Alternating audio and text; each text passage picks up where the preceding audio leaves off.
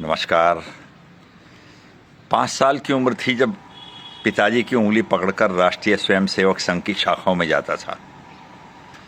8वीं कक्षा में पढ़ता था जब दोनों भाई बैठकर जनसंघ के बस्ते पर पर्चियां बनाते थे और पागलों की तरह साइकिल पर जनसंघ का झंडा लगाकर दीपक वाला शहर में साइकिल लेकर घूमते हुए भारतीय जनसंघ जिंदाबाद के नारे लगाते थे।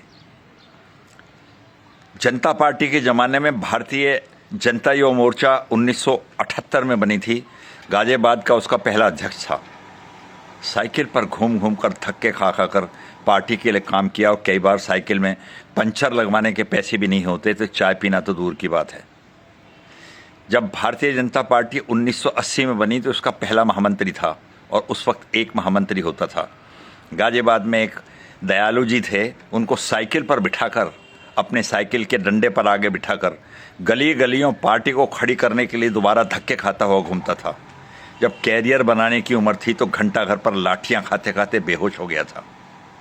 पूरा जीवन पार्टी के लिए समर्पित कर दिया। क्या किसी लालच के लिए, विधायक बनने के लिए, एमपी बनने के लिए? केवल इस उम्मीद में कि एक दिन सवेरा होगा, एक दिन हमारे लोग आएंगे, हमारे देश का, हमारे समाज का, हमारे आने वाली पीढ़ियों का, बच्चों का उत्थान होगा। किंतु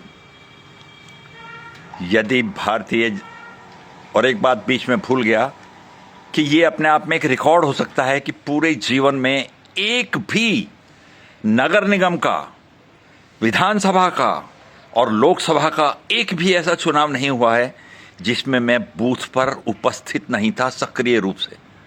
कभी एजेंट था, कभी काउंटिंग एजेंट था, कभी बूथ पर बैठकर पर्चियां बना रहा था और व्यवस्था संभाल रहा था।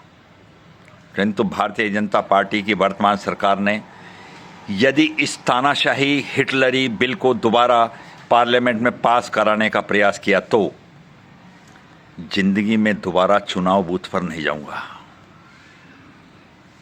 नमस्कार।